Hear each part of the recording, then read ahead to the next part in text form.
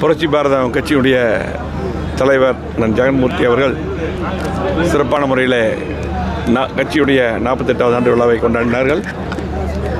புரட்சி தலைவர் எடப்பாடியார் அவர்களுக்கு அழைப்பு விடுத்தார். இன்றைக்கி பல்வேறு நிகழ்ச்சி இருந்த காரணத்தினால் என்னையும் முன்னாள் அமைச்சர்கள், மாவட்ட கழக செயலாளர் அனுப்பி வைத்தார்கள். இங்கே இருக்கக்கூடிய தொண்டர்களையும் புரட்சி பாரத தொண்டர்களை பார்க்கும் பொழுது உறுதியாக 2026 புரட்சி தலைவர் எடப்பாடி அவர்கள் முதலமைச்சராக வருவது உறுதி. திமுக ஆட்சி கண்டிப்பாக இன்னைக்கு மக்கள் விரோத ஆட்சி, வீட்டுக்கு அனுப்பப்படும்.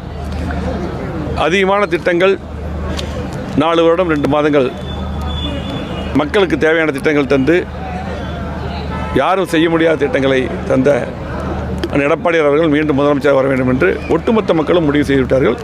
அதுக்கு எழுச்சியான இந்த கூட்டமே ஒரு உதாரணம் என்று கூறி இங்கே வந்திருக்கக்கூடிய அத்தனை பேருக்கும் வாழ்த்துக்கள். நன்றி.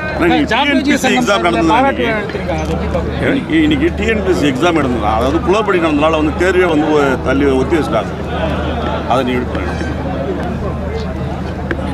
எனக்கு அதை பற்றி கரெக்டாக தெரியல. இருந்தாலும் கண்டிப்பாக அந்த மாதிரி ஒரு சூழ்நிலை வந்தால் அது மிகவும் கண்டிக்கிறது. நியாயமான ஒரு தேர்வு முறை கண்டிப்பாக நடக்க வேண்டும். இன்றைக்கி பார்த்திங்கன்னா இளைஞர்களும் அதே போல் பார்த்திங்கன்னா இன்றைக்கி படித்தவர்கள்லாம் மிகப்பெரிய ஒரு நம்பிக்கையாக தான் டிஎன்பிஎஸ்சி வச்சுருக்காங்க. ஆகவே சரியான முறையில் யார் இருந்தாலும் இயங்க வேண்டும். கண்டிப்பாக அது மாற்றி அமைக்கப்பட வேண்டும்.